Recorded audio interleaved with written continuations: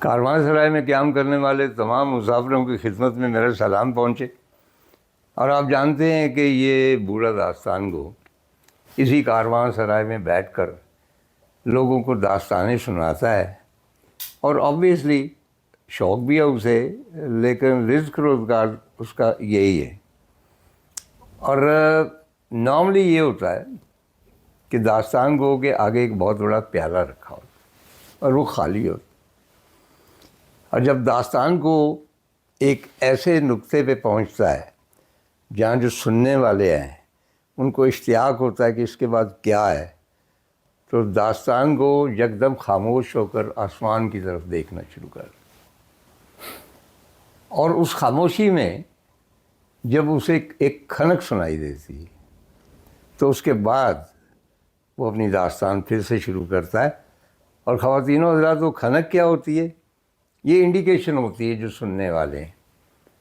چنانچہ وہ اپنے تئیں جو داستان سننے کا ایک کہہ لے، کرایہ کہہ لیں، جرمانہ کہہ لیں یا اپریشیشن کہہ لیں، وہ سکے اس کے پیالے میں ڈالتے۔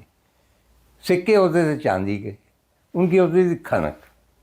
چنانچہ جب داستان کو وہ کھنک سنتا تھا تو پھر واپس آتا تھا اور اپنی داستان شروع کر دیتا تھا۔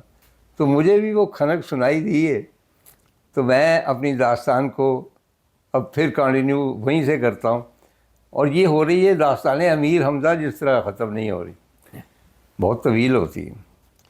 تو اسی طرح داستان عمران قریشی بھی ختم نہیں ہوتی، اور ایک اور داستان حمزہ داستان ہے، اس کے بھی تذکرے ہیں جو عمران کرنا چاہتا ہے۔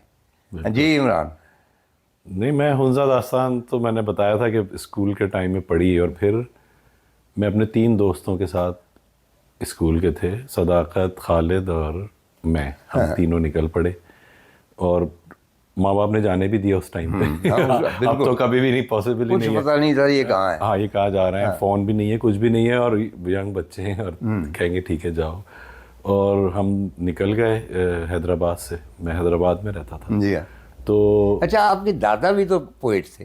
میرے نانا نانا جی شاعر تھے، عظیم عباسی۔ تو ان کے کچھ شعر یاد ہے آپ؟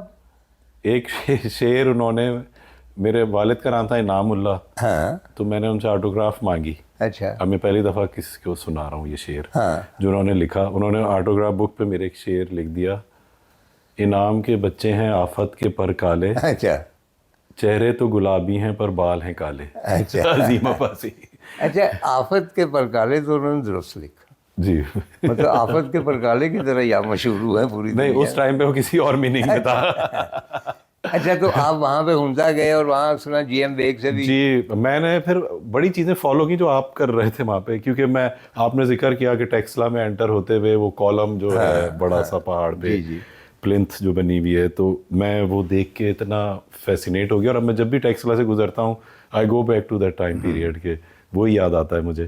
اور اسی طرح وہ سارا رستہ جس طرح آپ لکھتے تھے کہ روڈ ایسے جیسے سانپ کی طرح بل کھاتی ہوئی پہاڑوں پہ جا رہی ہے، کالے پہاڑ، اور پہاڑ ایسے ہیں کہ آپ آگے بڑھتے جاتے ہیں حنزہ جاتے ہوئے، اور یہ تو پرانی بات ہے نا، اب تو روڈز بڑی اچھی ہیں، وہ تو شاہراہ ریشم تھی، تو ایسے کہ آپ کو لگتا ہے آپ پیچھے سے بند ہوتے جا رہے ہیں اور باہر نہیں نکل سکتے اس سے، اور آگے بڑھتے جا رہے ہیں۔ تو I was experiencing same thing اس وقت، پورا وہی تجربہ تھا میرا جو آپ لکھ رہے تھے، میں اس سے کنیکٹ کر رہا تھا، ریلیٹ کر پا رہا تھا، اور میں ساری کوشش کر رہا تھا وہی حرکتیں کروں جو جن لوگوں سے آپ ملے ان کو بھی دیکھوں۔ میں ڈھونڈتا تھا، تو جی ایم بیگ تھے جن کے اسٹور تھا مختلف چیزوں کا، میں ان سے جا کے بھی ملا، تصویر بھی کھنچائی تھی میں نے ان کے ساتھ۔ اب پتہ نہیں کہاں ہیں وہ تصویریں، ڈھونڈنا ذرا مشکل کام ہے، کچھ ہیں کچھ نہیں ہے۔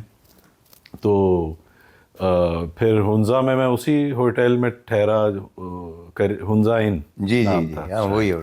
حنزہ ان میں ہی ٹھہرا، اور وہ جو آپ نے لکھا کہ وہ سبزیاں وہیں سے توڑتا تھا اور مرغی کاٹ کے کھانا بنایا، تو وہی حرکتیں ہم بھی کرواتے تھے کہ یہیں سے توڑتا تھا وہ۔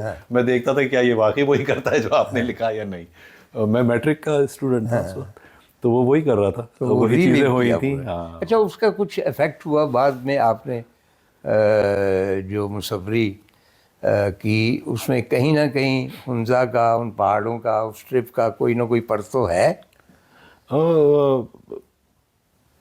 تجربے تو دیکھیں آپ کے سارے ہی ریفلیکٹ تو کرتے ہیں، وہ ڈائریکٹ نہ ہو بے شک کہ میں پہاڑ پینٹ کر رہا ہوں یا نہیں. پہاڑ بھی میں نے پینٹ کیا تھا ایز اے اسکول میں، پینٹنگ میں ہنزا کا آٹم پینٹ کیا تھا جو ان پبلک اسکول حیدرآباد میں ڈالتا تھا، تو اسی کے سر ورک پہ انہوں نے اچھا پرنٹ کیا تھا اس کو. وہ ہے اس کا اس کا امیج ہے میرا خیال ہے میرے پاس، میں ڈھونڈوں گا، میرے فون میں ہے ویسے. ہاں بڑی وہ نایاب چیز ہے، وہ بھیج دیجیے گا. میں آپ کو بھیجوں گا. اچھا خواتین حضرات، جیسا کہ میں نے آغاز میں کہا نا کہ احاطہ بہت مشکل ہے عمران کے کام کا بھی، اس کی شخصیت کا بھی، اور اس کے بارے میں جتنی کتابیں لکھی گئی ہیں ان کا وزن، جتنی کہ میں نے کتابیں لکھی ہیں اس سے زیادہ، ان سے بھی زیادہ. تو میں تھوڑا سا مثلا اب یہ میرے مسل کام نہیں کرتے، ایک اور آدمی چاہیے، لیکن میں اٹھا ہی لیتا ہوں. اور وہ کہتے ہیں نا کہ میر عشق ایک بھاری پتھر ہے، کب مجھ ناتواں سے اٹھتا ہے، تو مجھ سے یہ کتابیں نہیں اٹھ رہی. تو یہ Ayesha Khalid and Imran Qureshi, two wings to fly not one, یہ کتاب ظاہر ہے ان دونوں کے بارے میں ہے. اور اس کی میں توصیف کیا کروں کہ اس میں کیا کیا ہے، بس وہی کچھ ہے جو عمران کے اندر ہے اور جس نے پوری دنیا میں ان کا چرچا کیا ہے. مختلف گلے لالا بھی کھلے ہوئے مجھے نظر آتے. آپ نے گلے لالا؟ نہیں، گلے لالا تو عائشہ کے کام میں. اچھا، ٹیولپس پر اچھا، وہ ایمسٹرڈیم میں تھیں 2 سال. اچھا، تبھی وہ برقع پہن کے اوپر ایک پھول کھلا دیتی ہے. وہ شاید پروٹیسٹ ہے آپ کے خلاف. جی. اچھا، یہ بہت اہم کتاب ہے کیونکہ ان کو جو جرمن بینک ہے، ڈوشے بینک، جی، انہوں نے artist of the year select کیا تھا پوری دنیا سے. جتنے بھی وہ سمجھتے ہیں کہ بہت ہی بریلینٹ آؤٹ اسٹینڈنگ آرٹسٹ ہیں، ان میں کسی ایک کا چناؤ ہوتا ہے اور ان کو وہاں پہ انوائٹ کیا جاتا ہے. ان کے فن کے بارے میں کتاب چھاپی جاتی ہے اور 1 برس تک میرا خیال ہے وہاں پہ ان کا قیام رہتا ہے. یہ اوپننگ ایگزیبیشن، یہ بھی بہت اعلیٰ معیار کی کتاب ہے اور اس میں بہت تفصیل سے. جی، اس میں سارا جو پریکٹس ہے اس کی کافی ایگزامپلز ہیں اور کیسے کام ایوالو ہوا، ڈیولپ ہوا. ہاں، تو یہ اس پہ بڑی محنت کی تھی. اچھا، اس کے بارے میں کچھ تفصیل سے بتائیں کہ آپ کس طرح آپ کا چناؤ ہوا؟ چناؤ ایسے ہوا کہ میں تو ایک ای میل کھولی تو اس میں آیا کہ ہم ڈوچے بینک سے ہیں اور آپ کو ہم نے اس کے لیے چوز کیا. میں نے کہا یہ بینک ڈیٹیل مانگیں گے، اتنے پیسے بھیج دو. اسکیم آتے تھے نا ای میل. لیکن جب انہوں نے نام مینشن کرنا شروع کیا کہ فلانا کیوریٹر بورڈ میں تھا یہ تھا، میں نے کہا نہیں، یہ اسکیمر اتنا ڈیٹیل میں نہیں جائے گا کہ گوگنہائم میوزیم اور اس کی کیوریٹر وہ صحیح نام اور ای میل ایسے تو نہیں نا آ جاتی، ہمیں تو نہیں آتی. نہیں، انہوں نے میرے خیال ہے ان کے بورڈ ممبرز نے نام ریکمینڈ کیا میرا. تو کیسا ایکسپیرینس تھا؟ جی، ایکسپیرینس کیسا رہا؟ ایکسپیرینس بہت زبردست تھا میرے لیے، کیونکہ اس ایوارڈ یہ نہیں تھا کہ آپ کو بلا کے ایک تقریب میں ایوارڈ دیں فزیکل، بٹ اس میں شامل تھا کہ آپ کا شو کریں گے وہ میوزیم میں، اور کنسٹالے میوزیم ہے ڈوچے بینک کا. کون سے میں؟ کنسٹالے. یہ کہاں پہ؟ یہ برلن میں. اچھا، میں نے اس میں ایک تصویر دیکھی. جی. اور وہ تصویر جو ہے ایک امید پیلس کی ہے، شاید جارڈن میں. جی جی. وہ تھا اور اس کی پوری دیوار ہے. جی.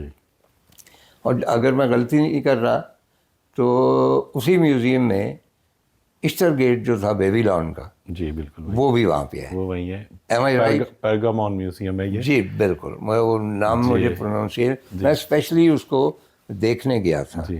اور اس کی وال ہے بیبیلون کی. تو یہ جو تصویر اس میں چھپی ہے، کیا اس کی کوئی انسپریشن آگے چل رہی ہے؟ انسپریشن بھی، اور اس میوزیم سے آپ ایک اور انٹرسٹنگ بات ہے جو ابھی اتنی پبلک اس طرح اناؤنس نہیں ہوا ہے، بٹ میں نے یہ جو تھے اس کے ڈائریکٹر، انہوں نے یہ آرٹیکل لکھا تھا آرنامنٹیشن کا جو رول ہے میرے کام میں. اچھا، اس کو کنیکٹ کیا تھا پھر جو ہسٹری میں جو آرنامنٹیشن ہوئی ہے، یہ جو امیت پیلس ہے اس کے ساتھ کنیکٹ کیا. جی. اور پھر اب ریسنٹلی انہوں نے مجھے انوائٹ کیا لاسٹ ایئر، اور انہوں نے پرگمان میوزیم کی بہت بڑی رینوویشن ہو رئی ہے. اچھا. میجر رینوویشن، اور اس کو ایکسٹینڈ بھی کر رہے ہیں. اور جو پرانی بلڈنگ ہے یونیسکو ہیریٹیج ہے، اس کی پوری دیوار پہ میں نے پینٹ کیا ہے اب نومبر میں جا کے ایز اے پرماننٹ وال میورل. واہ.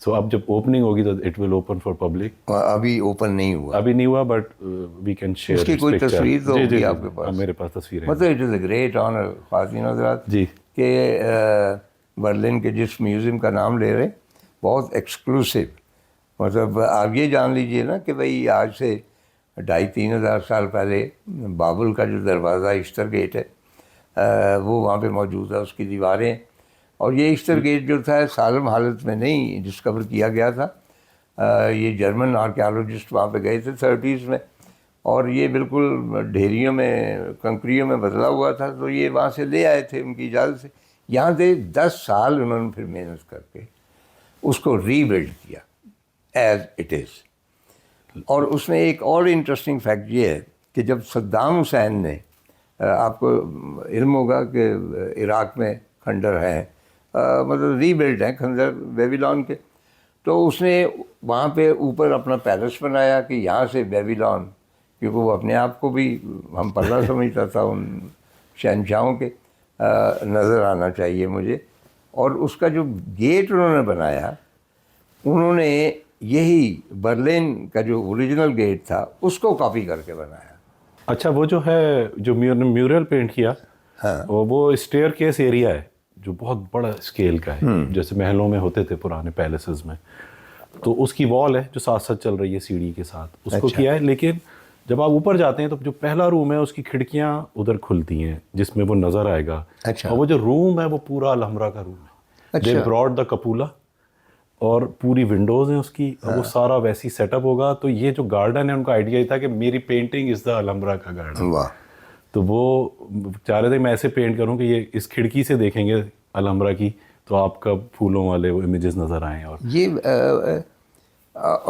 کوئی پرائرٹی تو نہیں ہوتی کہ بھئی فلاں گیلری میں ہیں آپ، فلاں گیلری میں، دنیا کی بڑی گیلریز میں، لیکن کیا یہ بہت ہی یونیک آنر نہیں ہے اس میوزیم میں یہ کام آپ کا پرماننٹ؟ بہت بڑی بات ہے، مطلب بہت ایکسائٹنگ ہے اور بہت چیلنجنگ تھا، کیونکہ اس کی جو ہائٹ ہے وہ تقریباً 35 فیٹ تو ہوگی، کتنا عرصہ لگا؟ اونچا ہے۔ میں نے یہ نہ پوچھا کرے ویسے، ایک مجھے لگے میرے خیال ہے 2 ویکس میں نے پینٹ کیا ہے، بڑی اس کے فولڈنگ تھی پوری جان کی بازی لگا کے، کیونکہ اتنی ہائٹ پہ ہاتھ چھوڑ کے پینٹ کرنا، وہ تو مجھے پیچھے بالکل وہ نظر آتا تھا، مائیکل اینجلو سیسٹین چیپل کو پینٹ کیا جی، تو وہ تو خیر بڑی عظیم مثال ہے، بٹ مجھے ڈر لگتا تھا کہ میں گر کبھی بھی سکتا ہوں، بٹ میں پھر انوالو ہو جاتے ہیں کام میں اتنے زیادہ کہ پھر خطرات آپ کو بھول جاتے ہیں آپ تھوڑی دیر کے لیے۔ ذرا سی رخصت چاہیے،